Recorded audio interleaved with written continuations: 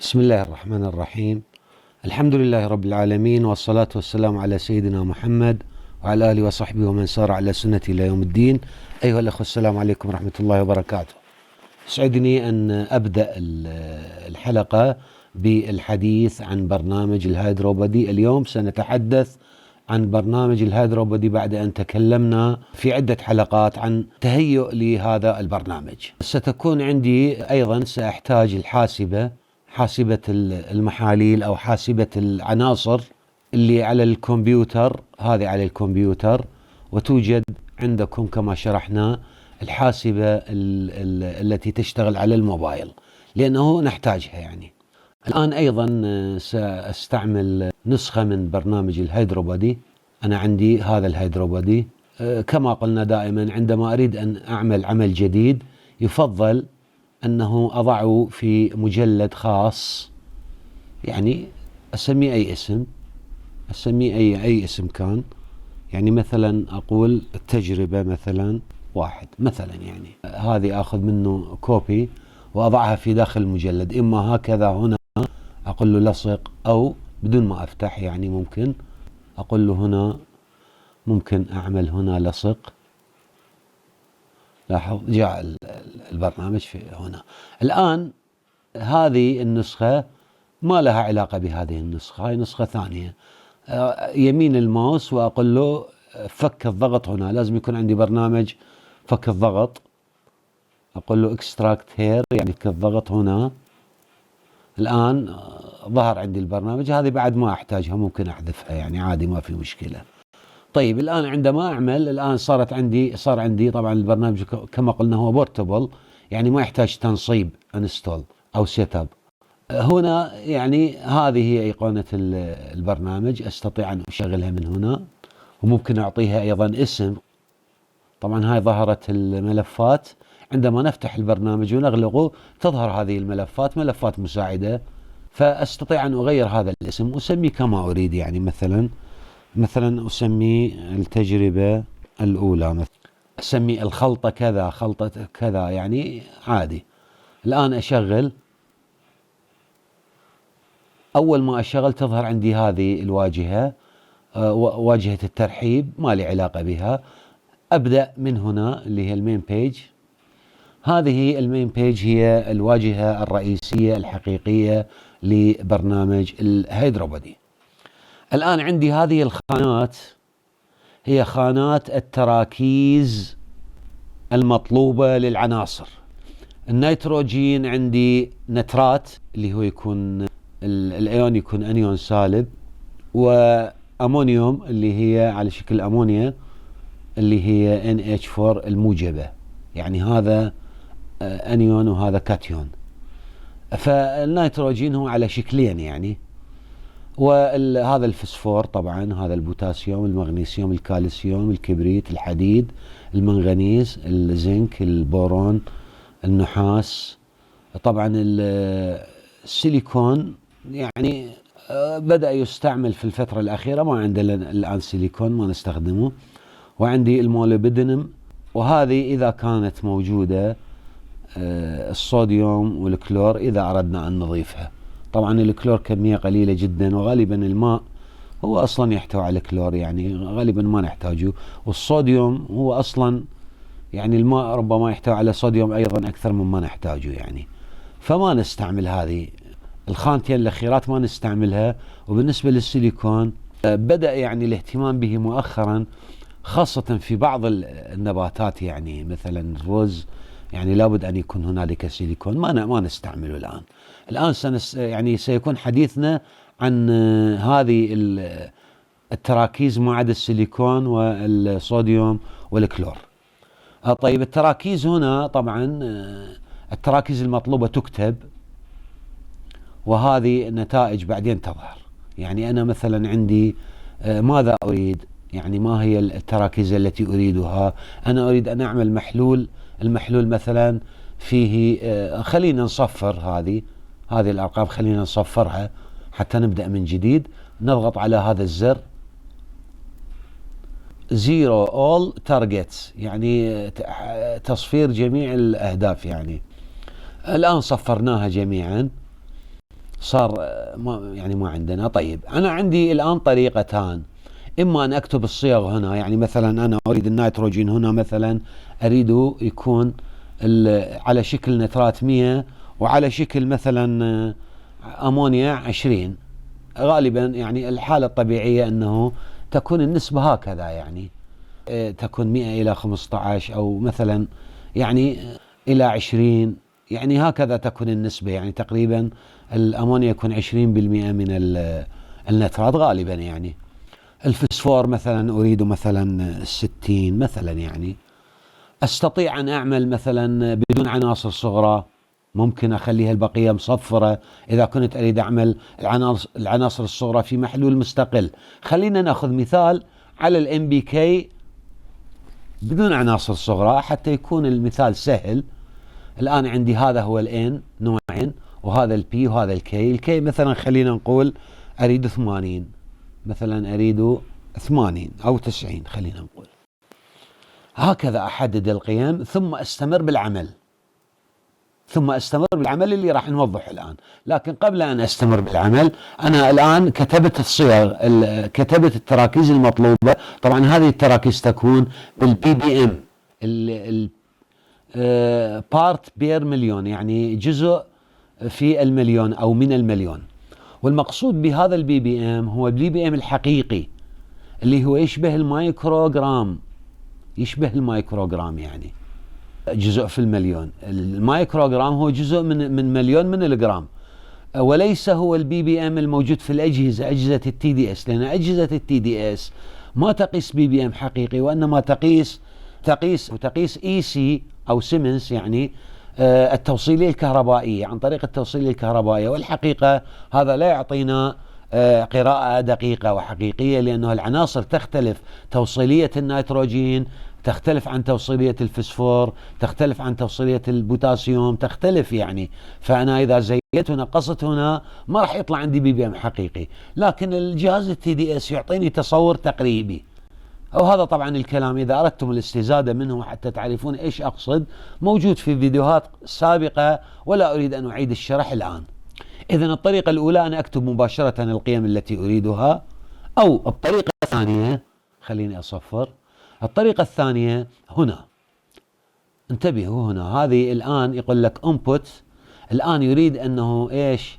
معلومات، يعني اسم قاعدة البيانات اللي هي المعلومات اللي راح نسميها احنا الآن الخلطة هذه، راح نعطيها قاعدة بيانات معينة، أو أنا أضيف قاعدة بيانات معينة. طيب الآن إيش يقول لك؟ الآن عندي هنا توجد الداتابيز الآن موجودة، يعني معلومات قاعدة البيانات.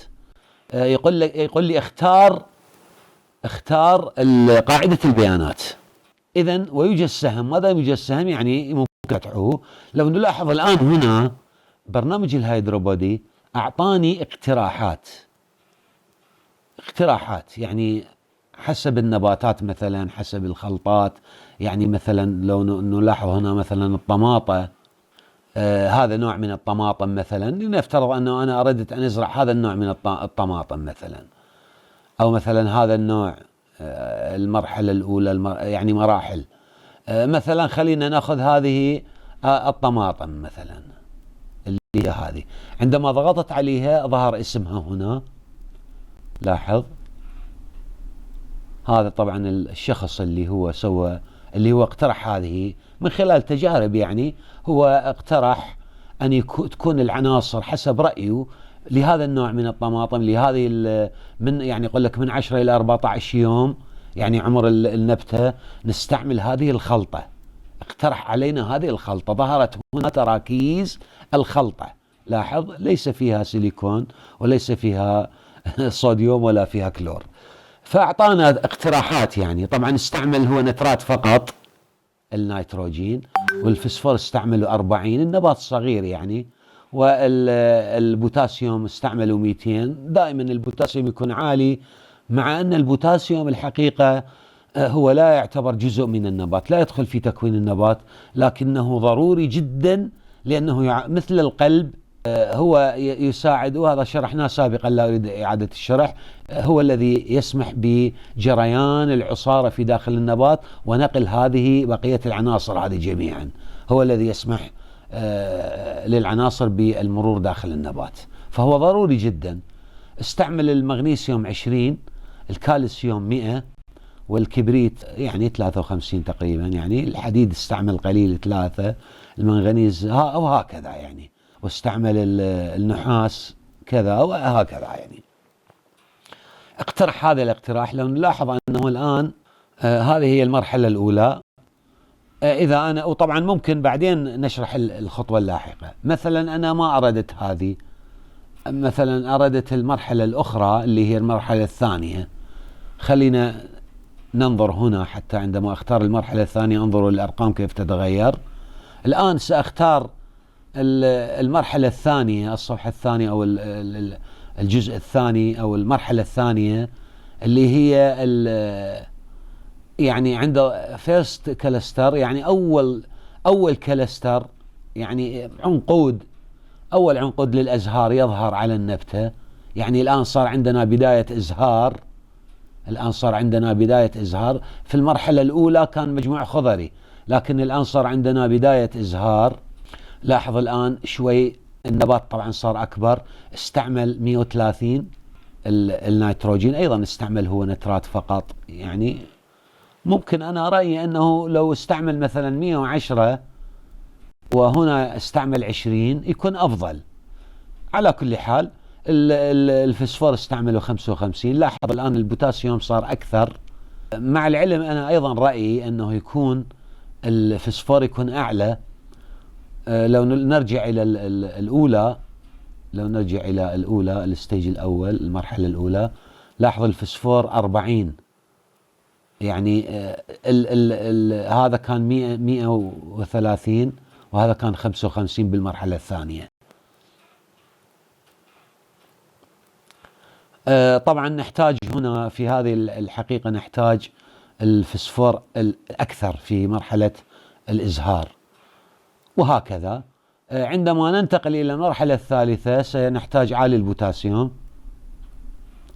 لاحظ البوتاسيوم صار 400، يعني الفسفور زاد قليل لكن البوتاسيوم زاد أكثر، وهكذا يعني. وإذا يعني ممكن أن أختار قاعدة بيانات مقترحة إذا كانت تناسبني وأعمل عليها تغييرات. مثلا أنا الآن سأستعمل مثلا هذه الطماطة العامة، يعني بشكل عام، يعني اللي هي على مر بعد أن تتكامل النبتة. مثلا لو فرضنا أنه استعملت أنا مرحلة المجموع الخضري هذه قبل أن يكون هنالك أي كلستر للأزهار، يعني عنقود للأزهار، وأردت أن أغير، يعني مثلا الآن أنا استعملت هذه الطريقة اللي هي من 10 إلى 14 يوم، اللي هي مرحلة المجموع الخضري قبل أن يظهر أي كلستر.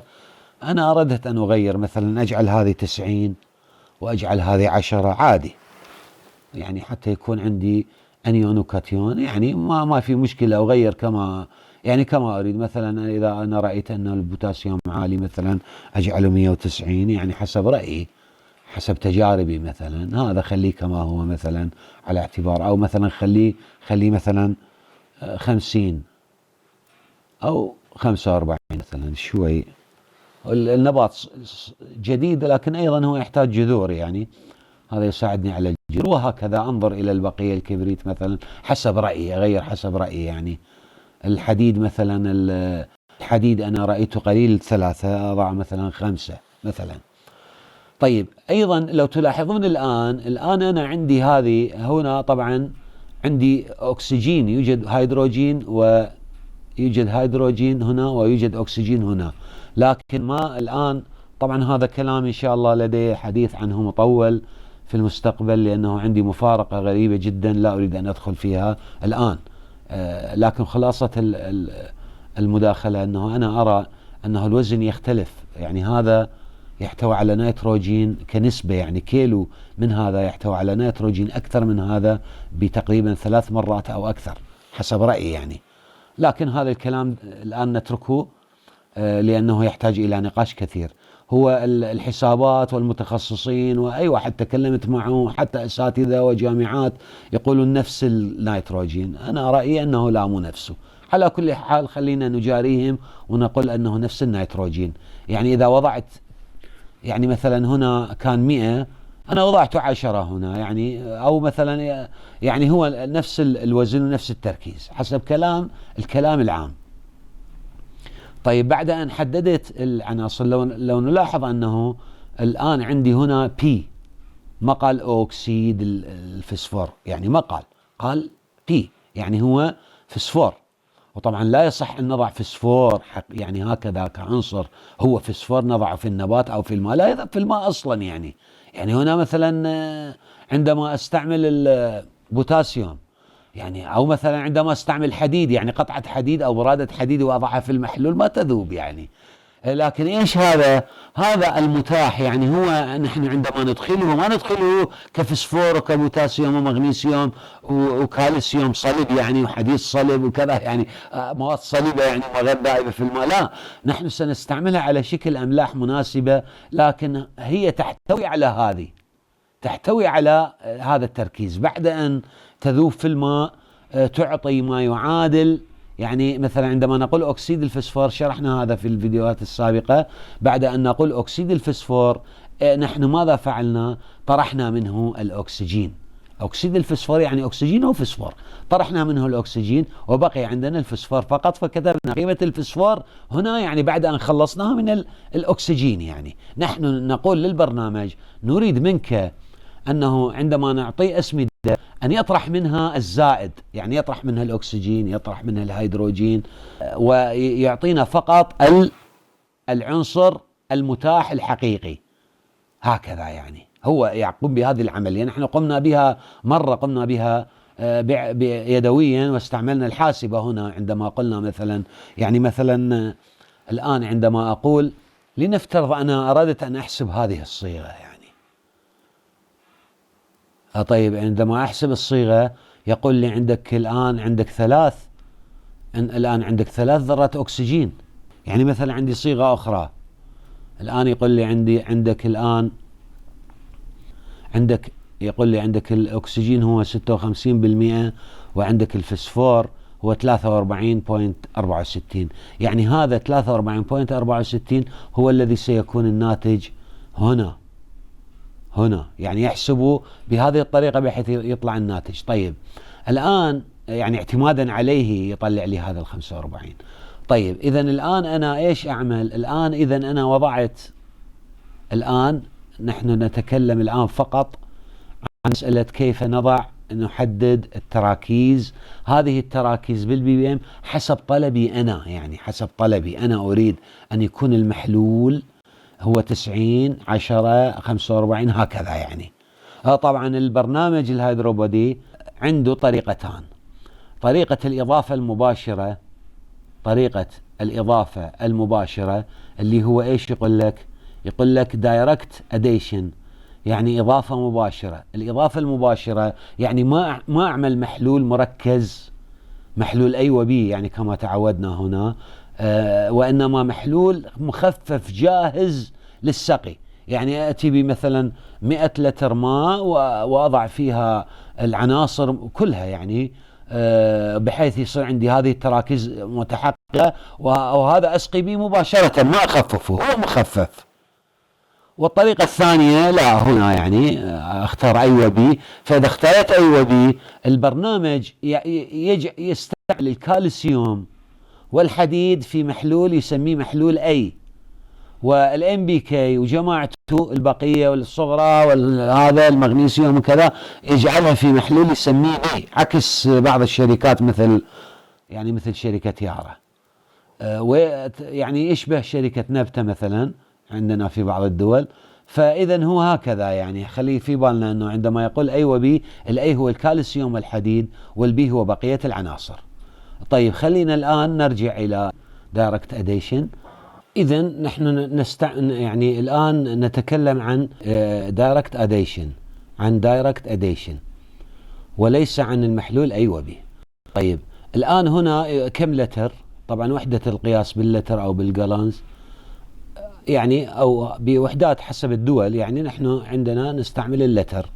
أنا مثلا المحلول الذي أريده هو 100 لتر، ممكن أغير هذه الصيغة، مثلا أجعله 50 لتر أو أكثر أو أقل حسب ما أريد. يعني المحلول الذي أريده أن يكون حجمه كم لتر، بحيث أضع عليه المكونات بشكل مباشر، وبعد أن أضع المكونات وأخلط جيد أقيس. لازم يطلع عندي تكون التراكيز بهذا الشكل، ومجموع التراكيز هذه مجموعها هو راح يكون البي بي ام اللي يقيسه جهاز التي دي اس. أجمعها كم تطلع؟ طلعت مثلا 1000 بي بي ام، لازم يطلع عندي جهاز التي دي اس 1000 بي بي ام، حسب طبعا القياس. الأجهزة التي تقيس على النظام 500 أو 700 أو حتى معامل ضرب مختلف قد يكون خاص، أو طبعا هنالك معاملات ضرب أخرى لكنها غير شائعة. الشائع هو 500 أو 700، وأكثر شيوعا هو نظام 500. والذي يسأل يقول إيش تقصد ب500 و700 وكذا، ماذا تقصد بهذا الكلام؟ أرجو الرجوع إلى الفيديوهات السابقة، لأنه شرح هذا الموضوع مفصل جدا في الفيديوهات، وشرحه يطول هنا. يعني لا نريد أن نبتعد كثيرا عن برنامج العائد الروبوتي. وكما قلنا في البداية، هو يعطيني تصور تقريبي جهاز التي دي اس. يعني عندما أجمع هذه القيم، هذا زائد هذا زائد هذا زائد، كله أجمعهم راح يكون عندي رقم. هذا الرقم المفروض جهاز التي دي اس يقيس لي مقارب لهذا الرقم، اللي هو المجموع تي دي اس، يعني مجموع الأملاح المذابة في المحلول، اللي هو تقدير مجموع الأملاح المذابة في المحلول، الأملاح الموصلة للكهرباء طبعا.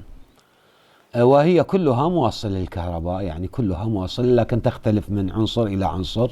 لهذا هو ما يعطيني قراءة 100%، وإنما يعطيني تقريب لاختلاف التوصيلية كما قلنا في بداية الفيديو. طيب، هذه إذن هي الإضافة المباشرة. الآن نجد هذه الخانات هذه غير مفعلة، لأن هذه خاصة بالمحلول A و B. هذه الإضافة المباشرة. وطبعا هنالك عمليات أخرى سنجريها، لكن كما قلنا نحن نتكلم الآن فقط عن التراكيز، يعني خطوة خطوة. طيب، إذا أنا ما أردت أستعمل إضافة مباشرة، أنا ما أردت أن أستعمل إضافة مباشرة، أنا أردت أن أستعمل محلول مركز اللي هو A و B، محلول مركز A و B. وربما أضيف أنا أجعل محلول C و D. ممكن بعض الناس يريدون العناصر الصغرى مثلا معدن الحديد يجعلوها في محلول آخر، لا بأس، لكن الستاندر هو A و B. الآن حددت هذه الخانة، الآن اختلف الموضوع، الآن ظهرت عندي خانة جديدة. الآن أنا أريد أن أعمل كم لتر، أحدد كم لتر، واللتر الواحد من هذا، يعني لنفترض أنا مثلا الآن جعلتها مثلا 50 خلينا نقول مثلا 25 لتر، يعني 25 لتر من محلول A و25 لتر من محلول B. هذا هو المقصود. طيب، ما معنى هذه الخانة؟ معنى هذه الخانة أن اللتر الواحد من هذا المحلول A ولتر من محلول B، عندما أضعه على كم لتر يكفيني كم لتر حتى تعطيني هذه الأرقام أحددها. يعني مثلا الآن أنا مثلا أقول 50. ما معنى 50؟ يعني أنا الآن سأعمل محلول مركز A 25 لتر ومحلول مركز B 25 لتر، واللتر الواحد من المحلول A ولتر من محلول B عندما أضيفها على 50 لتر، هذه 50 لتر يكفيني منها لتر واحد من هذا المحلول. يعني من 25 لتر الآن أنا وضعت هذه في مثلا في سطل 25 لتر محلول A و25 لتر من محلول B. أخذ لتر واحد من محلول A أضعه على 50 لتر ماء، 50 لتر ماء، ولتر من محلول أيضا أضعه على هذا الماء، على نفس الماء اللي هو 50 لتر، وأخلط طبعا، راح تطلع عندي تراكيز بهذا الشكل. يفترض يعني يكون المحلول هذا ال50 لتر بعد أن أضفت له لتر من محلول A ولتر من محلول B، صارت عندي التراكيز بهذا الشكل. عندما أجمع هذه التراكيز وأقيسها بجهاز TDS راح يطلع عندي هو مجموع هذه الأرقام يفترض. يعني واضح لحد الآن؟ أرجو أن تفهم هذه النقطة. يعني الآن أنا صنعت محلول A 25 لتر ومحلول B 25 لتر. اللتر الواحد من المحلول A زائد اللتر واحد من محلول B ممكن إضافتهم على 50 لتر حتى يطلع لي هذا. إذا أضفت نصف لتر من محلول A ونصف لتر من محلول B على ال50 لتر راح تطلع عندي نصف القيم. يعني راح يصير عندي هنا النترات يصير عندي 45 وهذا يصير 5 وهذا يصير 22 ونصف وهكذا يعني. ويعني يصير التراكيز نصف التراكيز. إذا وضعت لترين راح يصير ضعف، هذا راح يصير 180. يعني لترين من محلول A ولترين من محلول B على 50 لتر ماء راح يصير عندي 180 النترات و20 راح يكون الأمونيا وهذا راح يكون 90 الفسفور وهكذا يعني.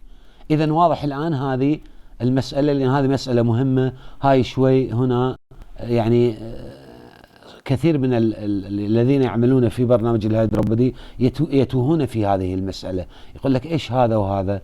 لكن عندما نستعمل الدايركت اديشن ما عندنا مشكلة. هو يقول لك أنت هذا تضيفه على يعني هذا المحلول هو عبارة عن 25 لتر، كم غرام أحتاج من هذه المنتجات اللي راح استعملها حتى تحقق لي هذه الأرقام.